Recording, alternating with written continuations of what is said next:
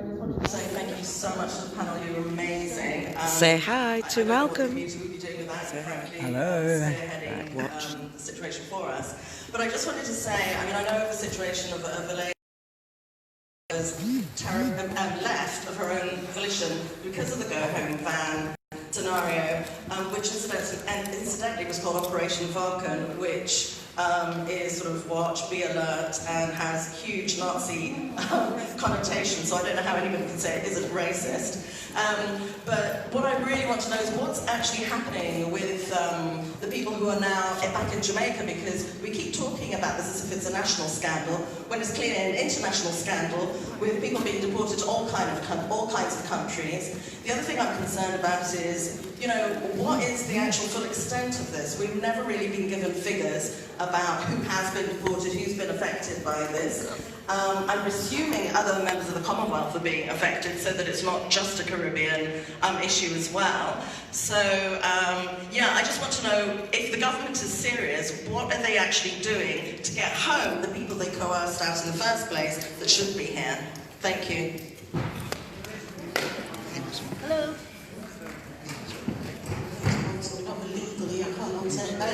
From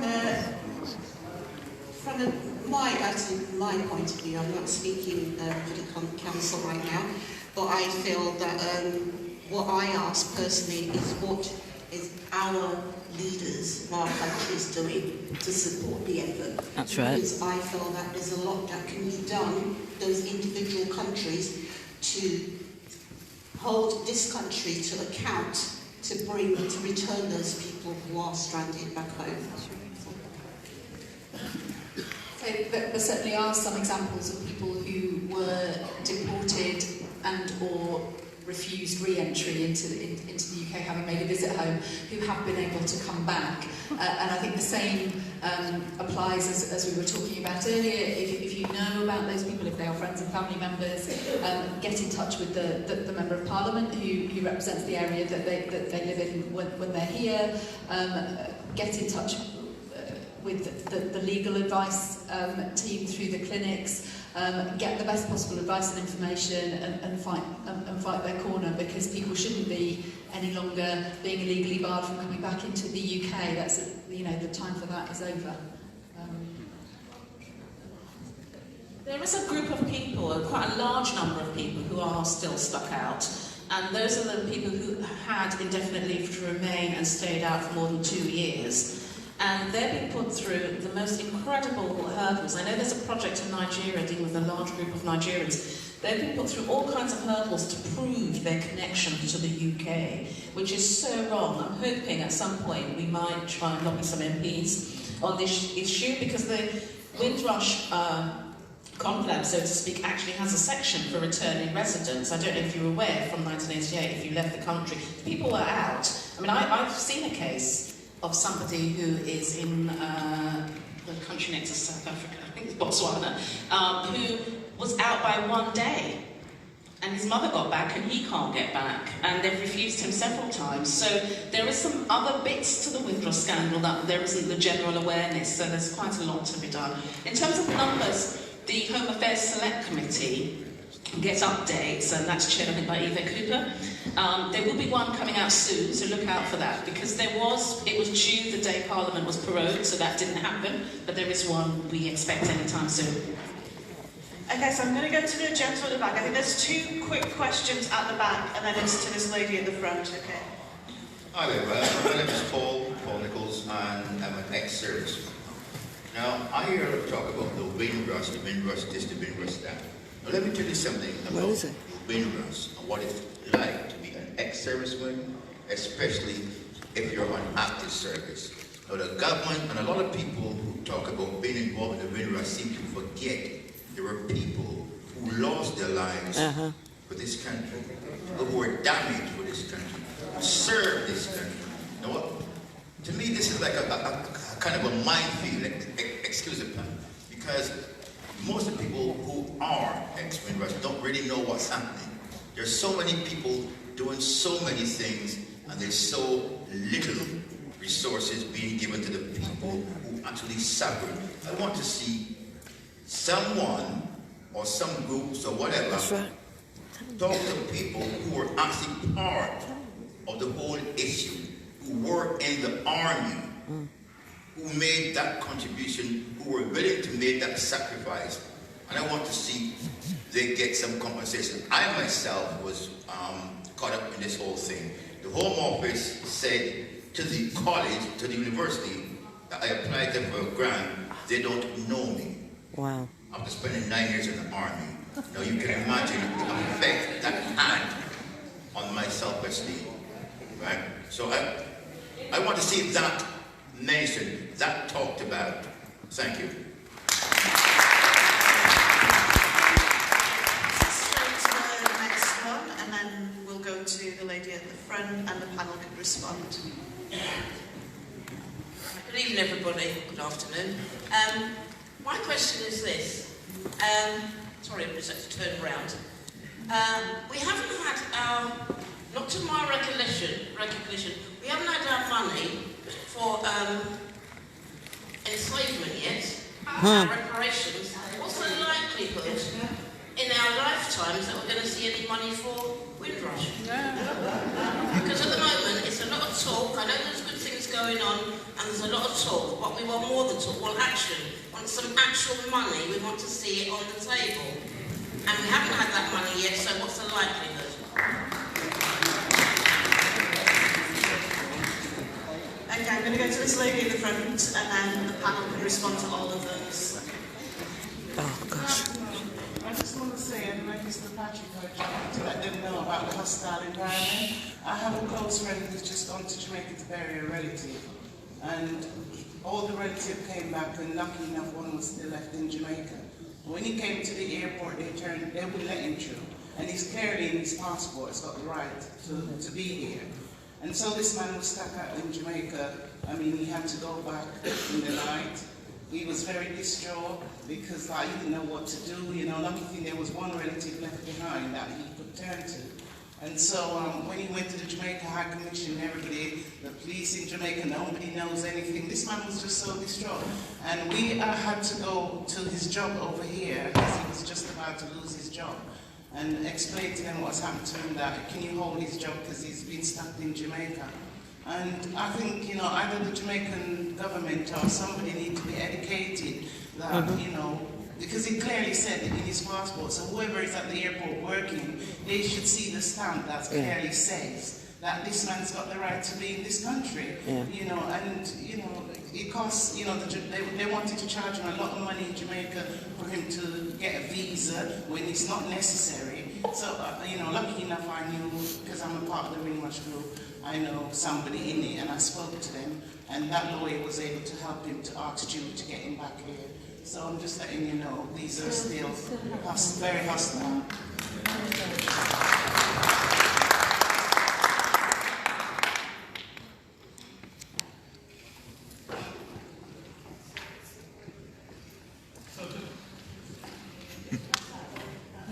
So just to pick up on the couple of points I made at the back.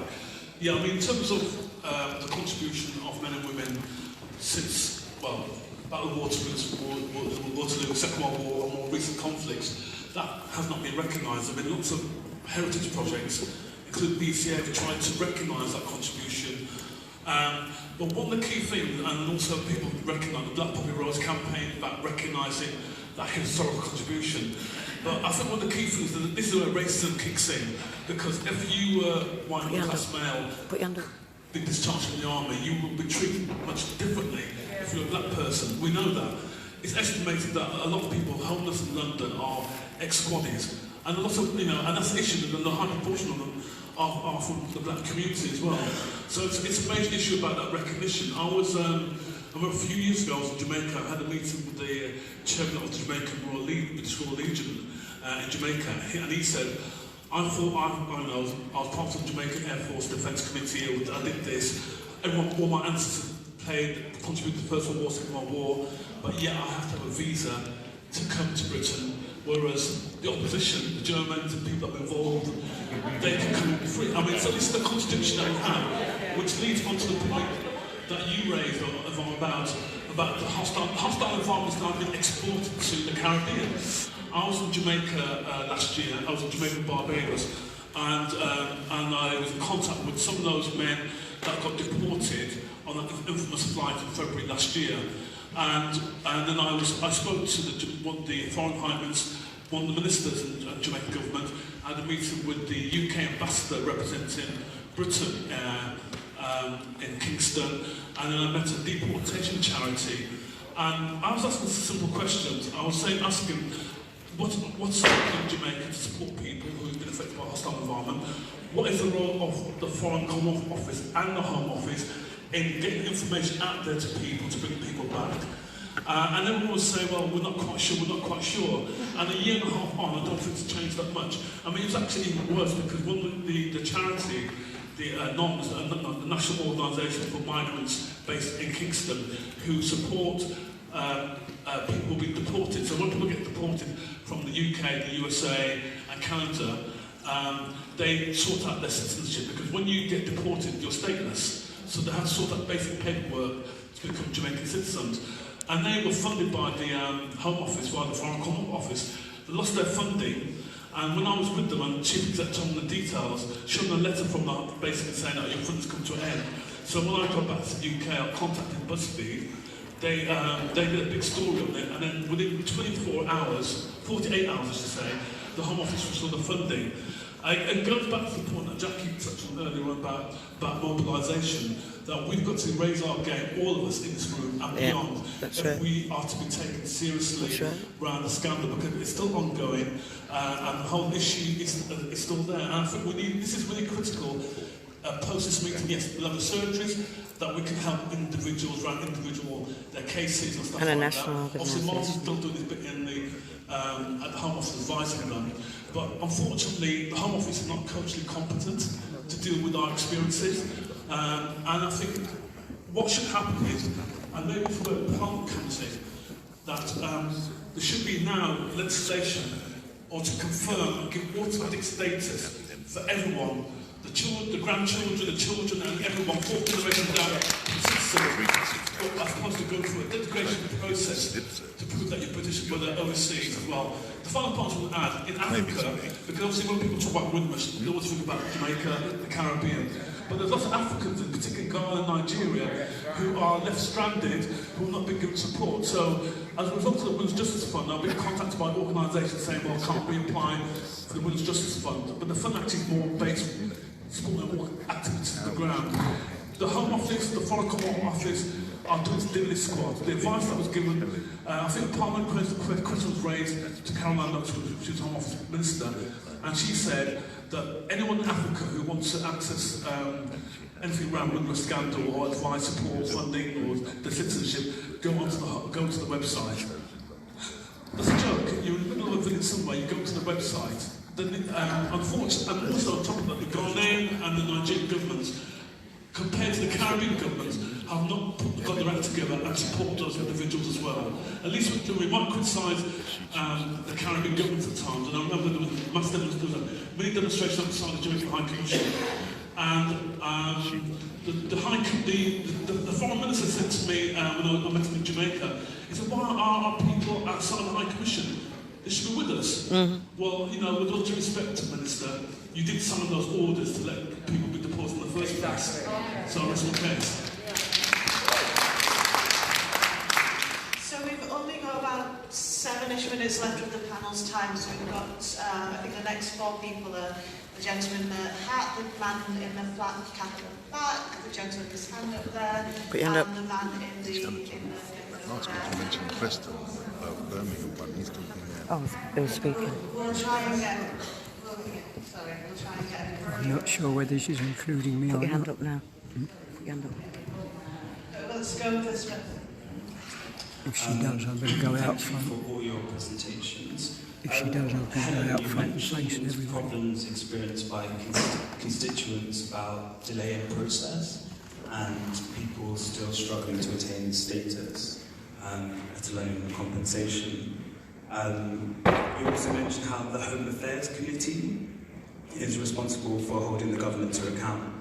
I recently read a letter which Jackie referred to, sent from the Home Office to the Home Affairs Select Committee, which said that over 1,000 people within the UK have been refused by the Windrush scheme, and over 1,000 people outside of the UK have been refused by the Windrush scheme.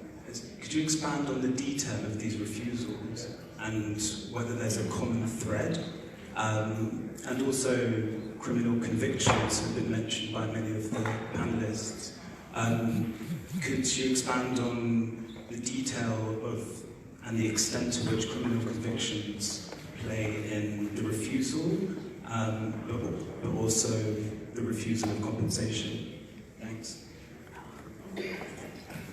I'm going to answer first of all, because again, this is one of the things that is very difficult. There is no evidence that any criminal conviction to this point has led to a refusal of compensation. So he said compensation, yeah. No, but the first question. No, he mentioned compensation, yeah, and this is the dangerous thing, you see. These types of things, like the Glenda Caesar case, is one case. I asked if anybody was aware of any other case where somebody was dissatisfied with an offer, and there is no other case to date. But of course the media have played that as if lots of people are unhappy with their offer of compensation. I say offer. The scheme as a matter of law has to mirror eligibility, and eligibility as a matter of law is something that I'm not an immigration lawyer, Jackie understands more of. Aside from compensation on status, I've made it very clear to the Labour office because I was horrified that criminality can have a bearing upon somebody's status. So I've been contacted by grandparents who got criminal convictions in the 80s, who've been law-abiding citizens for over 30 years, who through the task force are being given indefinite leave to remain, but are not getting a British passport. Yeah, that's right. Now that's a political issue. That's not a compensation issue. And I think as a lawyer that's wrong. I also think it's wrong that I can come here at 5, be deported at 35, and be told to keep in touch with my children by Skype. Now, I'm not going to get political about it, but yes, Theresa May has borne the brunt of the hostile environment. The Labour Party were whipped into abstention on the final vote by Miliband because he didn't want to be seen to be soft on immigration, and he was chasing the UKIP vote. And the deportations were resumed under John Reid because Charles Clarke wasn't deporting anybody. He said it wasn't fit for purpose. And so this is beyond politics. I don't think either of the major parties have actually done all they could have done for our community. So I will just point about